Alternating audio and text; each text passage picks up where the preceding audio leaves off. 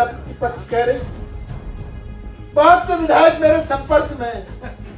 अरे बुढ़िया, तुझसे क्यों संपर्क करेंगे?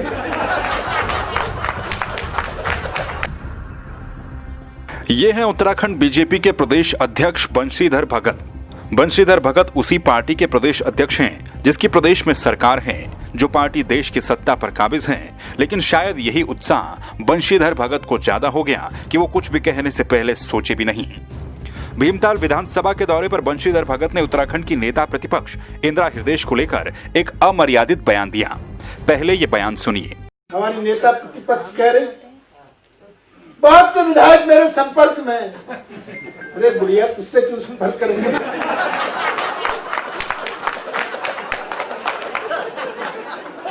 इससे संपर्क करेंगे,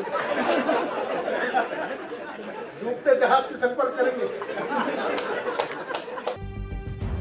जी हाँ, सुनने में लगता नहीं कि ऐसा बयान प्रदेश की सत्ताधारी पार्टी का अध्यक्ष दे रहा हो, लेकिन अपने कानों को यकीन दिलाइए, ये बयान बंशीधर भगत ने ही दिया है। लेकिन अफसोस की बात तब होती है जब नैतिकता का पहाड़ा दिन भर रटने के बाद भी आप ऐसे बयान पर जमकर ठहाके लगाएं और तालियां बजाएं। जरा एक बार फिर से सुनिए और गौर कीजिए बयान के बाद लगने वाले ठहाकों पर और तालियों पर। हमारी नेता प्रतिपक्ष कह रहे, बहुत से विधायक मेरे संपर्क में। अरे बुढ़िया, तुझसे क्यों संपर्क करेंगे?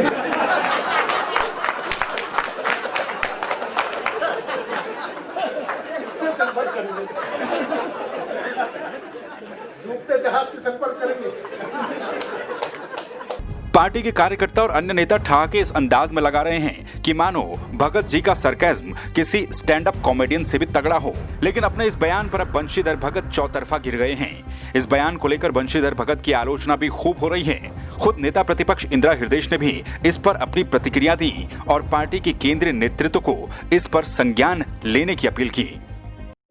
ये जानकारी मिली है कि प्रदेश के अध्यक्ष भारतीय जनता पार्टी के बंशीधर भगत ने अमर्यादित अशिष्ट भाषा मेरे लिए प्रयोग की है।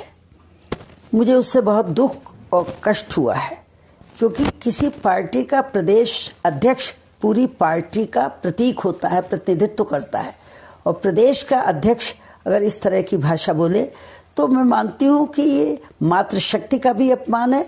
और उत्तराखंड में नहीं, पूरे देश में यत्र नारेस्तु पूजन्ते रमन्ते तत्र देवता का नारा पूरी भारतीय संस्कृत में लिया जाता है। तो भारतीय संस्कृत का दावा करने वाले भारतीय जनता पार्टी के प्रदेश अध्यक्ष ने जिस तरह से अपमान किया है मातृशक्ति का, नारी शक्ति का, माँ के रूप में, बहन के रूप में, परिवार के रूप में, जिस भी रूप में जो उन्होंने अपमान किया है, हमारे देश की नारी, उत्तराखंड की नारी, पहाड़ की महिला इसे कतई बर्दाश्त नहीं करेगी।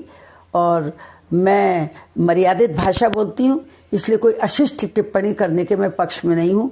पर भारतीय जनता पार्टी की सरकार को और देश की सरकार को, प्रधानमंत्री और राष्ट्रीय अध्यक्ष को इसका नोटिस लेना चाहिए और बंशीधर भगत से इसका जवाब देना चाहिए। नारी सशक्तिकरण, बेटी बचाओ बेटी पढ़ाओ की बात करते हैं, भाषा तो सुधारे।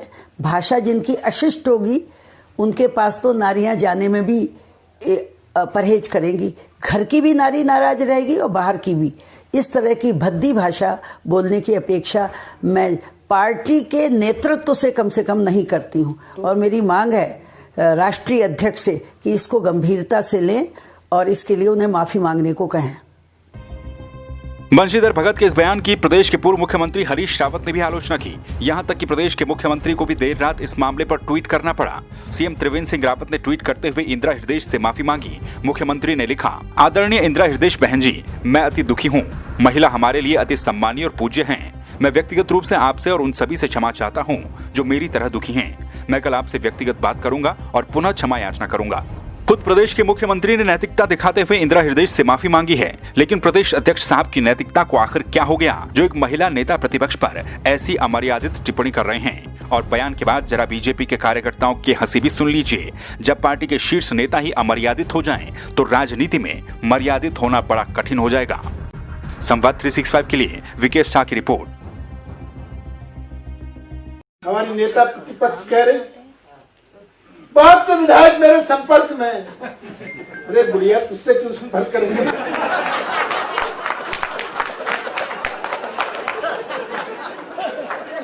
सफर करेंगे, डूबते जहाज से संपर्क करेंगे।